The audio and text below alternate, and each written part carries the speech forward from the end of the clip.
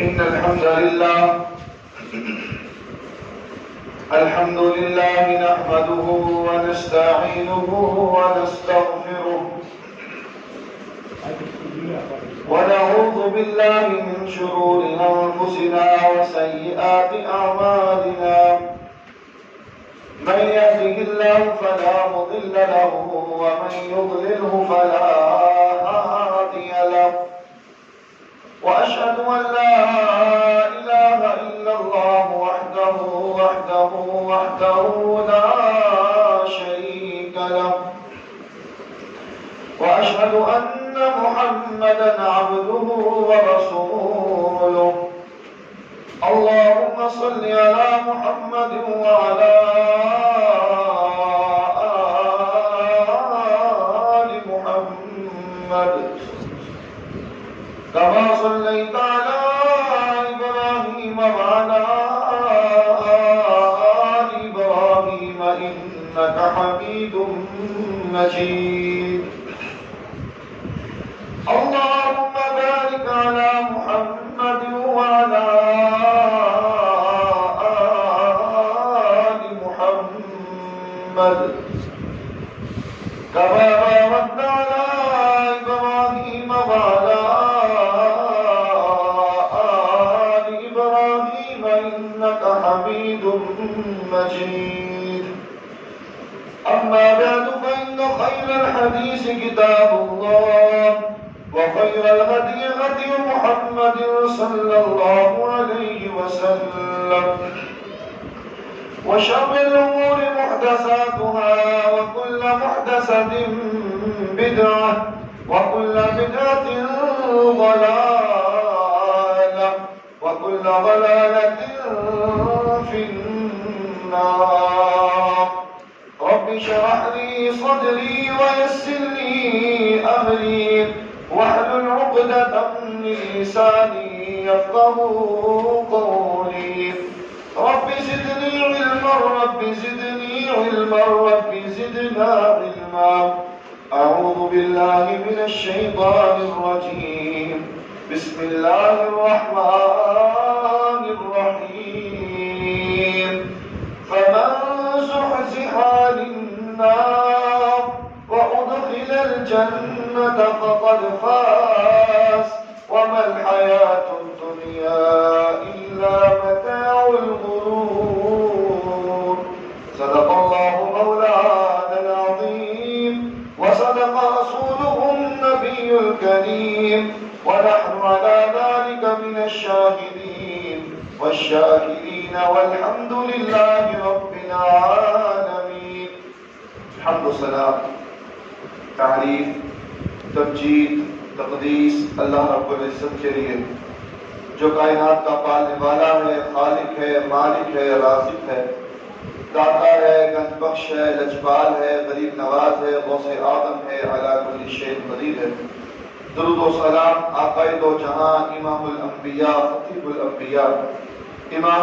اعظم پیر اعظم رہبر اعظم امام کائنات نبی التوبہ نبی الرحمہ بشیر نذیر سراج منیر صلی اللہ علیہ وسلم کی ذات کو خوش کرے باری تعالیٰ سے دعا ہے کہ اللہ تعالیٰ ہمارا یہاں پر آنا بیٹھنا سننا سنانا اللہ تعالیٰ اپنی بارگاہ کے اندر منظور و مقبول فرمائے اور ہم سب کا ذریعہ نجات کا سبب بنے اللہ تعالیٰ ہم سب کو بار بار اپنے گھر کی زیارت نصیب فرمائے ہمارے اوپر ہمارے اللہ کا بڑا فضل ہے اس اللہ کا ہمارے اوپر بڑا احسان ہے کہ جس نے ہماری زندگی میں ایک مرتبہ پھر یہ رحمت والا مہینہ ہمارے نصیب میں کیا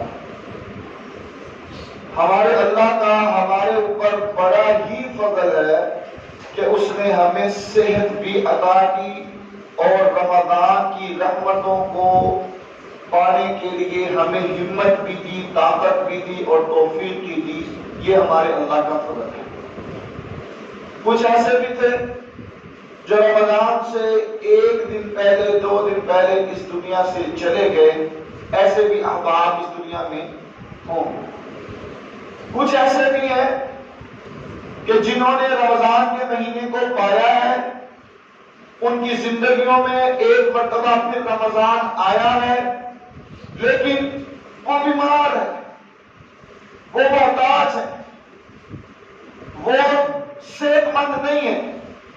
وہ لوگ رمضان کی رحمتوں کو، رمضان کے مزوں کو، روزوں کو، نوافل کو، تراویح کو، تہجد کو کر سکے نہیں کر سکے۔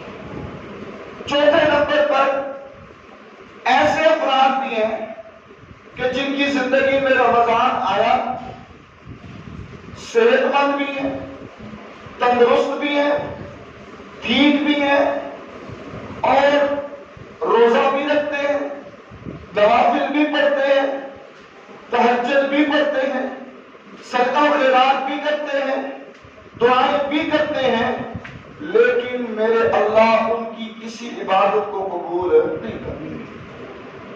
محروم ہے ایسے انسان، بد نصیب ہے ایسے انسان کہ جس کی زندگی میں رمضان آیا، جس کی زندگی میں یہ بہاروں والا مہینہ آیا، جس کی زندگی میں یہ خزانوں والا مہینہ آیا، اور وہ اس رمضان میں روزے رکھتا رہا، رات کو کھڑے ہو کر قیام کرتا رہا، دن کو سخاوتیں کرتا رہا، زکات دیتا رہا، لوگوں کے ساتھ تعاون کرتا رہا، دعائیں کرتا رہا، پھر بھی وہ اپنے آپ کو معاف نہ کروا سکا، ایسا انسان بد نصیب ہے اور محروم ہے۔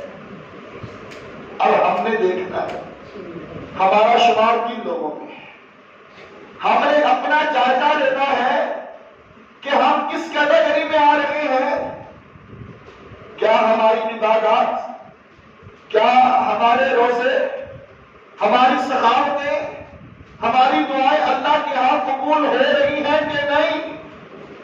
یا ہم اللہ معاف فرمائے وہ بد نصیبوں میں شامل ہو چکے ہیں کہ جن کی میرے اللہ نے کسی عبادت کو قبول نہیں کرتا؟ اور یہ بات ہم اپنی طرف سے نہیں کہہ رہے ہیں، یہ بات ہمارے رب نے ہمیں بتلائی ہے، یہ بات ہمارے اللہ نے محمد رسول اللہ صلی اللہ علیہ وسلم کو بتلائی، اور آپ نے آگے امت تک اس بات کو پھیلایا۔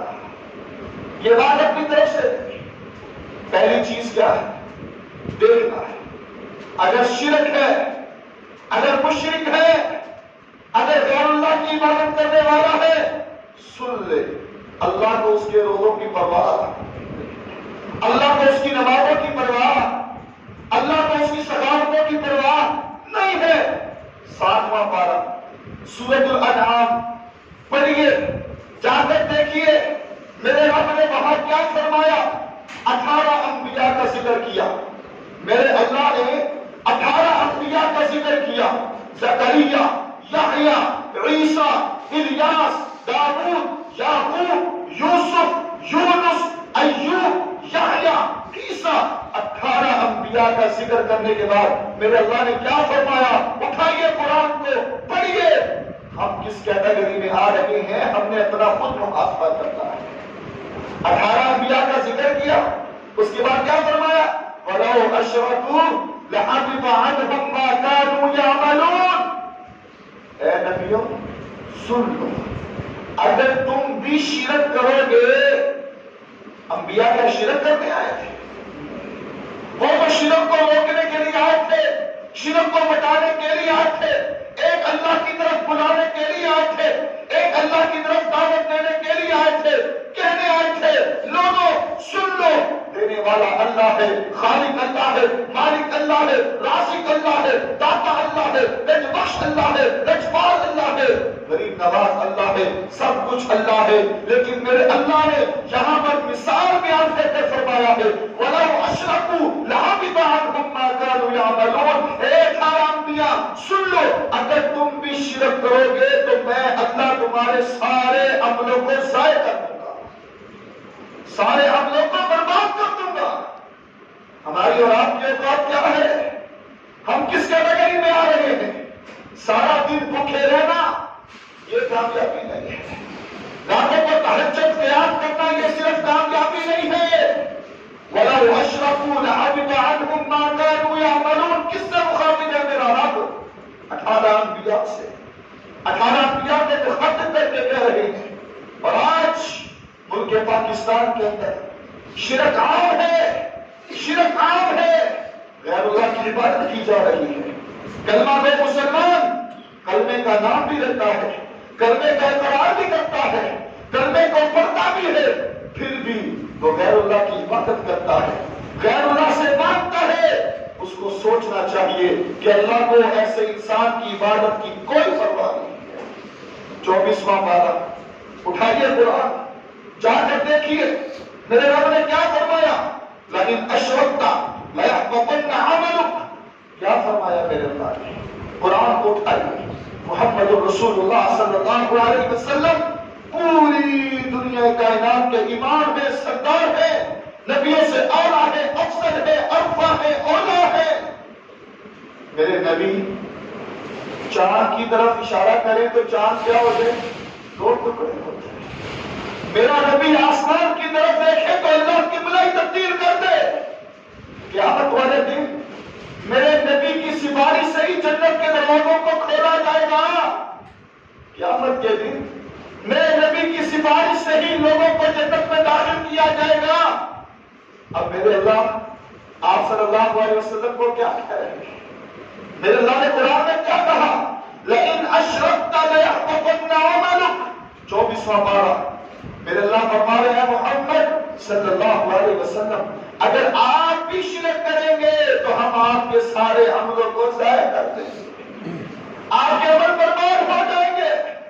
آج اگر ہم چاہتے ہیں ہمارا روزہ قبول ہو، ہماری عبادت قبول ہو، ہماری سخاوت قبول ہو، ہماری تہجد قبول ہو، ہماری عبادت قبول ہو، تو اپنے دلوں سے، اپنے دماغوں سے اس شرک کی بو کو نکالنا ہوگا، شرک کو چھوڑنا ہوگا، پھر اللہ کو عبادت قبول ہوگی۔ اور اگر شرک بھی ہے، عبادت بھی ہے، نماز بھی پڑھتا ہے، روزہ بھی رکھتا ہے، تو پھر اللہ کو ایسی عبادت کی پرواہ نہیں۔ بخاری کی روایت ہے، رسول اللہ صلی اللہ علیہ وسلم معاذ بن جبل رضی اللہ تعالی عنہ کو یمن کی طرف روانہ کرنے لگے۔ آپ ان کو واضح نصیحت کر رہے ہیں، آپ ان کو دعوت دے رہے ہیں، معاذ وہاں جا کر تم نے یہودیوں سے بات کرنی ہے، تم نے اہل کتاب سے بات کرنی ہے، تم نے عیسائیوں سے باتیں کرنی ہے۔ معاذ سب سے پہلی دعوت ان کو اللہ کی توحید کی دینا، سب سے پہلی دعوت کیا دینا؟ اللہ کی توحید کی۔ کوئی نرم بات نہیں، کوئی لچک والی بات نہیں، کوئی آرام والی گفتگو نہیں، صرف ایک اللہ کی طرف پکارنا، ایک اللہ کی طرف ان کو بلانا، اللہ کی توحید کی دعوت دینا۔ معاذ اگر وہ توحید کو مان لے، معاذ اگر وہ اللہ کی وحدانیت کو مان لے، اے معاذ اگر وہ ایک اللہ کو مان لے، تو پھر ان کو کہنا کہ اللہ نے نماز کو بھی فرض کیا ہے، پھر ان کو کہنا اللہ نے زکات کو بھی فرض کیا ہے، پھر ان کو کہنا اللہ نے رمضان کے روزوں کو بھی فرض کیا ہے، پھر ان کو کہنا کہ میرے رب نے حج بیت اللہ کو بھی صاحب استطاعت پر فرض کیا ہے۔ اگر وہ اللہ کی توحید کو نہ مانے تو پھر ان کو باقی باتوں کو بتلانے کی ضرورت نہیں ہے۔ کیا پتہ چلا؟ اگر توحید ہے تو نماز قبول ہوگی، اگر توحید ہے تو روزہ قبول ہوگا، اگر توحید ہے تو سخاوت قبول ہوگی، اگر توحید ہے تو سیاست قبول ہوگی، اگر توحید ہے تو سخاوت قبول ہوگی، اگر توحید نہیں ہے تو پھر کوئی عبادت قبول نہیں۔ ہم نے اپنا محاسبہ کرنا ہے۔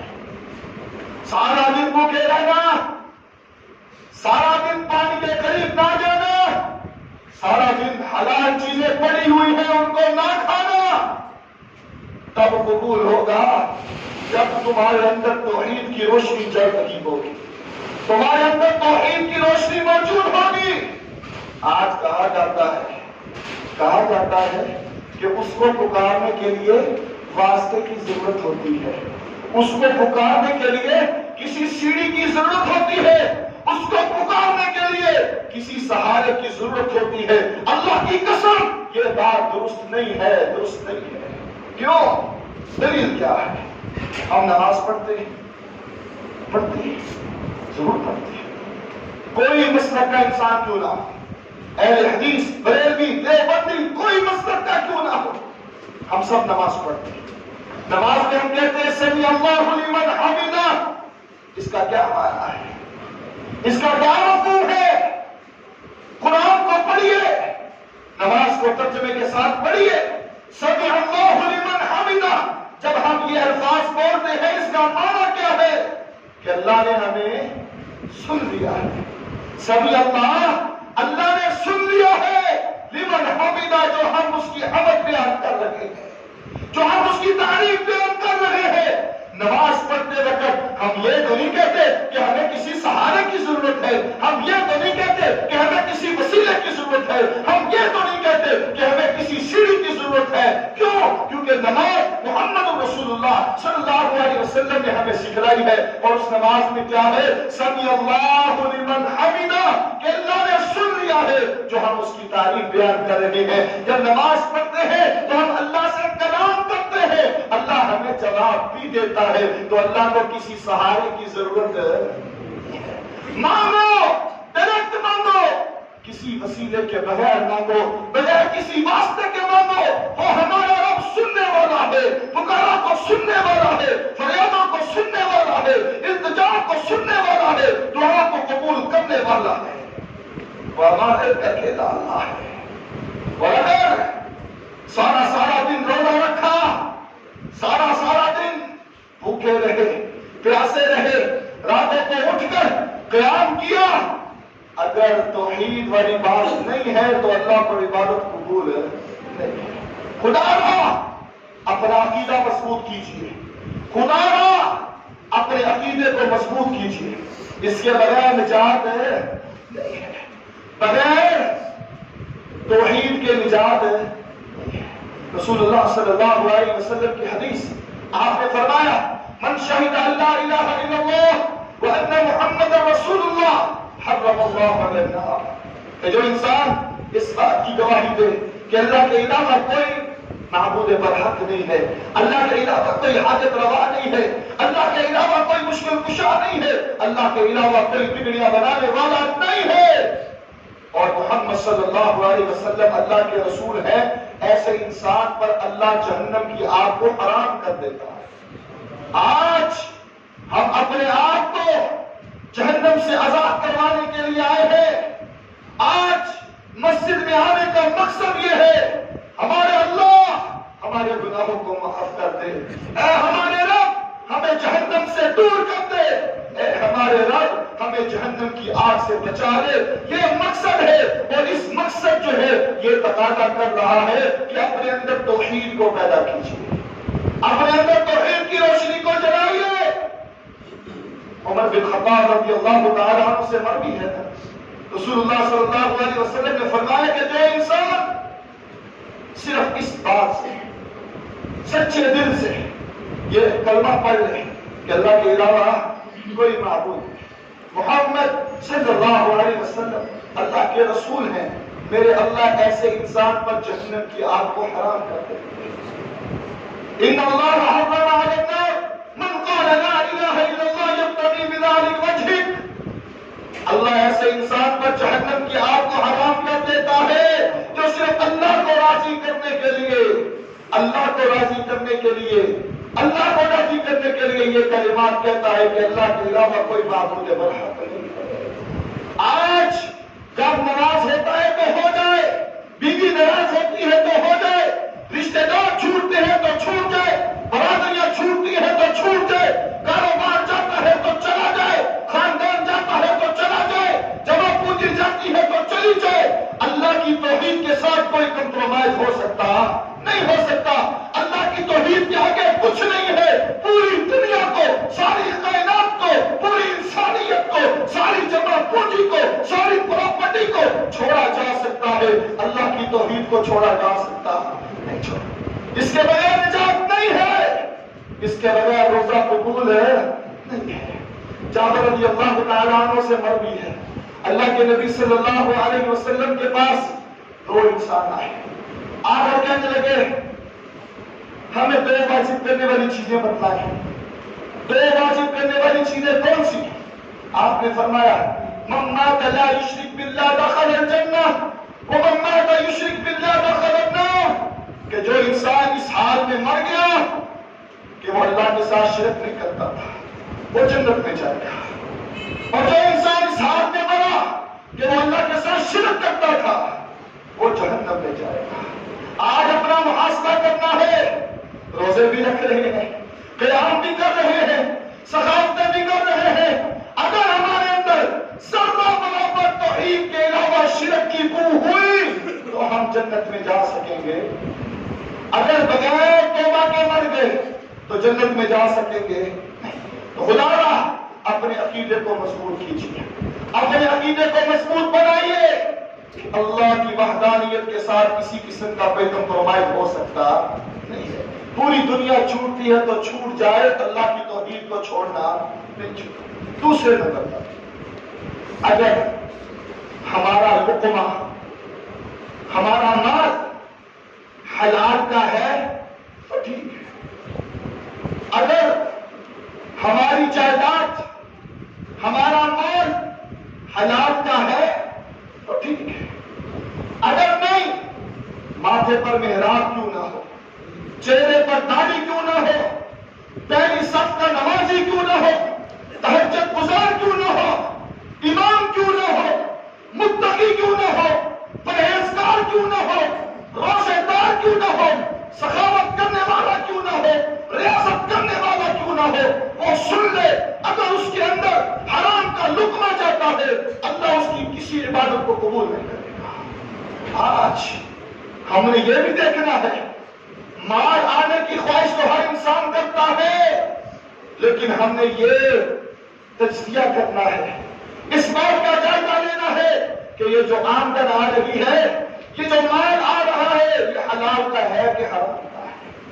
اگر حلال کا ہے تو عبادت قبول ہوگی, اور اگر حلال کا نہیں ہے تو اللہ کو کسی عبادت کی پرواہ, وہ جتنا مرضی نمازی بڑا کیوں نہ ہو, پہلی صف کا, تکبیر اولیٰ کا, تہجد گزاری کیوں نہ ہو, ماتھے پر محراب کیوں نہ ہو, چہرے پر داڑھی کیوں نہ ہو, بڑی سخاوتیں کرنے والا کیوں نہ ہو, اگر اس کے اندر حرام کا لقمہ ہے تو پھر اس کی کسی عبادت کو اللہ کی پرواہ. آج ہم نے اپنا محاسبہ کرنا ہے. روزہ رکھنا کافی نہیں ہے, روزے کے ساتھ ساتھ اس کے تقاضوں کو پورا بھی کرنا ہے, روزے کے ساتھ ساتھ اس کی ذمہ داریوں کو بھی نبھانا ہے, پھر کامیابی اصل کامیابی ہے. تیسرے نمبر پر اپنے اندر اخلاص پیدا کیجیے, اپنے اندر الہیت پیدا کیجیے, اپنے اندر یہ بات پیدا کیجیے کہ اللہ تھوڑی سی عبادت ہی کیوں نہ ہو, تھوڑا سا عمل ہی کیوں نہ ہو, یا بڑے سے بڑا عمل کیوں نہ ہو, سارا عمل صرف تیری رضا کے لیے. جب اخلاص ہوگا تو کام قبول ہوگا, اگر اخلاص نہیں ہے تو پھر کام قبول نہیں ہوگا. آج رمضان المبارک کے مہینے میں بڑے بڑے لوگ سخاوتیں کرتے ہیں, بڑے بڑے لوگ دیتے ہیں, زکاتیں دیتے ہیں, صدقات دیتے ہیں, لوگوں کے ساتھ تعاون کرتے ہیں. اگر اس کے اندر نیت اخلاص والی ہے, اللہ کی رضا مقصود ہے, تو وہ کامیاب انسان ہے. اور اگر وہ انسان ایسا انسان جو کروڑوں روپیہ خرچ کر دے, اگر اس کے اندر اخلاص نہیں ہے تو اللہ کو اس کے خرچ کرنے کی پرواہ. مشہور روایت نے پہلے بھی بیان کی ہے, وہ 3 انسان جو سب سے پہلے جن کو جہنم میں ڈالا جائے گا وہ کون سے؟ پہلے نمبر پر قرآن کا قاری, قرآن کا عالم, قرآن کا حافظ, قرآن کو پڑھنے والا, ساری رات مصلی پر کھڑے ہو کر قرآن کو پڑھنے والا, وہ عالم دین, منبر پر کھڑے ہو کر خطبے دینے والا, وہ حافظ, وہ عالم. قیامت والا منظر ہوگا, اللہ کے سامنے اس کو پیش کیا جائے گا. اللہ اس سے پوچھیں گے, اے میرے بندے بتلا, دنیا میں میں نے تجھے علم دیا, دنیا میں میں نے تجھے آواز دی, دنیا میں میں نے تجھے قرآن کی دولت سے نوازا, دنیا میں تجھے علم سے نوازا گیا, تو نے دین کا علم سیکھا, بتلا تو نے میرے لیے کیا کیا. وہ شخص کہے گا, وہ غالب کہے گا, وہ قرآن کا عالم کہے گا, اے میرے اللہ, ساری رات میں واز کرتا رہا, ساری رات میں خطاب کرتا رہا, میں جمعہ پڑھاتا رہا, میں راتوں کو اٹھ کر تراویح پڑھاتا رہا, میں تہجد پڑھتا رہا, لوگوں کو امامت کرواتا رہا. اللہ فرمائیں گے نہیں, تیرا مقصد یہ تھا کہ لوگ تجھے بڑا عالم کہیں, تیرا مقصد یہ تھا کہ لوگ تجھے بڑا قاری کہیں, تیرا مقصد یہ تھا کہ لوگ تیری آواز سن کر تیری تعریفیں کریں. اس وقت انسان جھوٹ بول سکے گا, اس وقت انسان ڈنڈی نہیں مار سکے گا, اس وقت انسان بچ نہیں سکے گا. کیوں؟ سب کچھ تو باندھ دیا جائے گا. یہ اعضاء اللہ ان کو طاقت دے گا, اللہ کی توفیق سے, اللہ کی مدد سے, اللہ کے حکم سے یہ ہمارے اعضاء بول اٹھیں گے. اللہ یہ ان کے ساتھ یہ گناہ کرتا تھا, اللہ یہ ان کے ساتھ گناہ کیا کرتا تھا. یہ اعضاء بولیں گے یوم لا تکلم الا باذنہ فمنهم شقی وسعید. یہ اعضاء ہمارے بولیں گے, پھر وہ انسان اس وقت بے بس ہو جائے گا, کچھ نہیں کر سکے گا. اللہ اس انسان کو کیا فرمائیں گے؟ فرشتے کو کہیں گے اے میرے فرشتوں, اس انسان کو, اس عالم کو, اس قاری کو, اس حافظ کو چہرے کے بل گھسیٹ کر جہنم میں پھینک دو. وجہ کیا تھی؟ اخلاص نہیں تھا. وجہ کیا تھی؟ للہیت نہیں تھی. وجہ کیا تھی؟ اللہ کی رضا نہیں تھی. اگر اخلاص ہے تو نیکی قبول ہے, اگر اخلاص ہے تو عبادت قبول ہے, اگر اخلاص ہے تو روزہ قبول ہے, اگر اخلاص ہے تو زکات قبول ہے, اگر اخلاص ہے تو سخاوت قبول ہے, اگر اخلاص نہیں تو کچھ قبول نہیں. دوسرے نمبر پر وہ انسان شہید کو لایا جائے گا. اللہ پوچھیں گے بتلا دنیا میں بڑی تجھے شہرت دی گئی, دنیا میں بڑا کچھ دیا گیا, تو نے میرے لیے کیا کیا؟ اللہ گھر کو چھوڑا, خاندان کو چھوڑا, بیوی بچوں کو چھوڑا, سب کو چھوڑا, عیش و عشرت کو چھوڑا, آرام سکون کو چھوڑا, گھر سے نکلا, باہر نکلا, جہاد کے لیے گیا. اللہ فرمائیں کہتے ہیں تیرا مقصد نکلنے کا یہ تھا کہ لوگ تجھے کمانڈر کہیں, تیرا مقصد یہ تھا کہ لوگ تجھے بڑا جرنیل کہیں, بہادر کہیں. اس وقت کوئی ڈنڈی مار سکے گا؟ اقرار کر دیا میرے اللہ فرشتوں کو حکم دیں گے, میرے فرشتوں اس کو چہرے کے بل گھسیٹ کر جہنم میں پھینک دو. وجہ کیا تھی؟ اخلاص نہیں تھی, اللہ کی رضا نہیں تھی, للہیت نہیں تھی. عمل بہت بڑا تھا, کام بہت بڑا تھا, نیکی بہت بڑی تھی. جہاد کرنا یہ کوئی معمولی عمل ہے, جہاد کرنا کوئی چھوٹا عمل ہے, بہت بڑا عمل ہے. اگر اخلاص کے ساتھ ہے, اگر اخلاص نہیں ہے تو بڑے سے بڑا عمل کیوں نہ ہو اللہ کو اس کی پرواہ نہیں. تیسرے نمبر پر وہ مالدار, وہ سخی, وہ سخاوت کرنے والا, وہ لوگوں کی مدد کرنے والا, بیواؤں کا سہارا بننے والا, یتیموں کی کفالت کرنے والا, یتیم بچوں کی دیکھ بھال کرنے والا, بیواؤں کی مدد کرنے والا, محتاجوں کی مدد کرنے والا, محتاجوں کے ساتھ اچھا سلوک کرنے والا, اس کو پیش کیا جائے گا. ہاں بھائی بتا دنیا میں کیا کرتا رہا؟ میں نے تجھے مال دیا, میں نے تجھے دولت دی, بتا کیا کیا؟ اللہ میں نے لوگوں پر خرچ کیا, میں نے زکاتیں دی, میں نے صدقات دیے, اللہ میں نے بیواؤں کے ساتھ تعاون کیا, یتیم بچوں کی کفالت کی. اللہ فرمائیں گے تیرا مقصد صرف دنیا میں یہ تھا کہ لوگ تجھے مالدار کہے, لوگ تجھے سخی کہے, لوگ تیری عزت کرے, لوگ تجھے بڑا کہے, لوگ تیرے روب سے ڈرے, لوگ تیری باتوں سے ڈرے, لوگ تیرے سامنے جھک کر کھڑے ہو, لوگ تیرے سامنے اونچا نہ پہنچ سکیں. اس وقت کوئی ڈنڈی مار سکے گا؟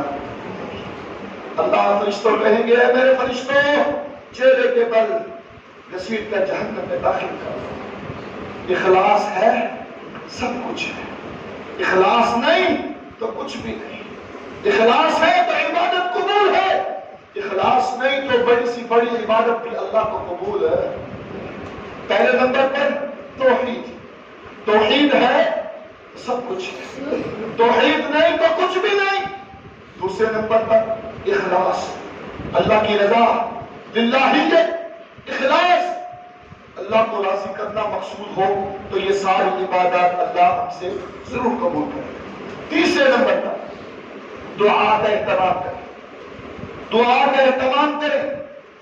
یہ برکات کا مہینہ، رحمت والا مہینہ، اللہ کی رحمت جوش میں ہے، اللہ کی رحمت جوش میں ہے۔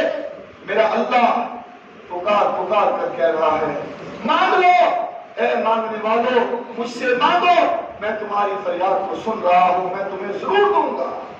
دعا کرنی چاہیے، اللہ سے دعا کرنی چاہیے۔ اللہ کی نیک بندوں کی صفات جو میرے اللہ نے قرآن میں بیان فرمائی ہے وہ کیا ہے؟ اللہ کے نیک بندے ہر وقت اللہ سے کیا دعا مانگتے ہیں؟ اس دعا کو بھی میرے رب نے قرآن میں بیان فرما دیا۔ 19واں پارہ ہے، اس میں میرے اللہ نے کیا فرمایا؟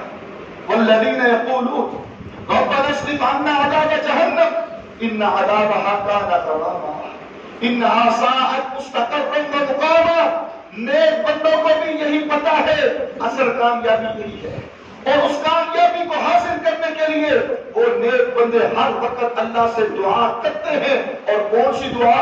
ربنا اصرف عنا عذاب جہنم ان عذابها كان غراما۔